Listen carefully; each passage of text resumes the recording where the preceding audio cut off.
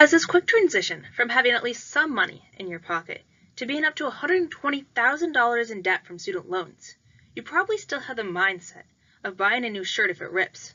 But did you ever think that you could save a ton of money by patching up your worn-down clothing? Sewing is a skill that has been passed down to me by my grandmother, who sewed gorgeous quilts to make money for a living. I also attained my knowledge from credible sources such as Sewing Loft, Sewway, and Take Lesson, so you can trust what I'm about to say. I'm going to instruct you on how to sew a running stitch to mend a hole in any item of clothing. I'm going to do this by showing you all the materials needed to sew a running stitch, the step-by-step process on how to sew a running stitch, and things that you should avoid when you're sewing a running stitch. There are only 4 materials required to sew a running stitch. The first material is a stitching needle.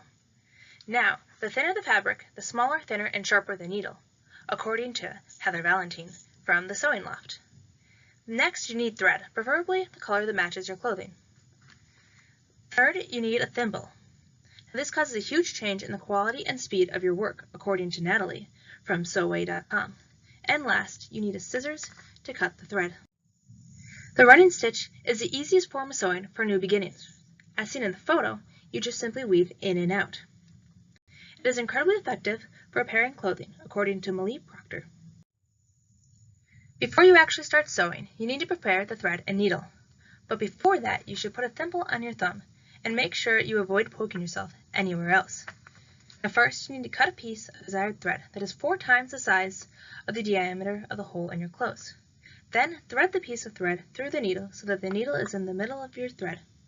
Then take both ends of the string, tie it together the way you would tie a balloon. As seen in the photo, you first pinch both ends of thread between the pointer and middle finger with 2 inches above the finger. Then wrap the string around your pointer and middle finger 4 times. Then twist the loop of string by pressing your thumb up against the middle of your pointer and middle finger and sliding it forward. Then pinch the knot between the fingers and pull the string to create a knot. In order to prepare the item of clothing for sewing, first you want to take the item of clothing and flip it inside out. Next you want to locate the hole. Then you want to pinch both ends of the hole with your fingertips so that there is a little bit of clothing sticking out from the width as seen in the picture. Then you want to pull outwards so that the clothing is very taut. This will allow there to be no creases within the clothing when you're sewing either, which makes it extremely easy to sew. Now you are ready to begin sewing. First, you're going to push the needle through at the very start of the hole and make sure that it is at about 1/8 inch from the top of the fabric, as seen in the photo. Then pull until the knot at the end of the thread stops you from being able to pull any further. Now you're going to sew the hole together using the running stitch technique. In order to do this, you're going to stick the needle back in on the same side you pulled it out of, about 1/2 inch down the hole from where you pulled it out.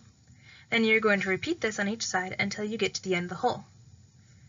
Now this photo here is a clear representation of what it should look like when you're all finished, and shows you how far apart the stitches should be. Now it's time to create a knot, but first you need to create a loop and push the needle through. In order to create the loop, you need to push the needle back in on the same side you pulled it out of, as close as you can to the place you just pulled it out of. Don't pull all the way though this time. Leave some room, then repeat on the other side. Then push the needle through the loop and leave some thread on the other side of the loop. You can reference this photo in order to make sure that you are doing it accurately.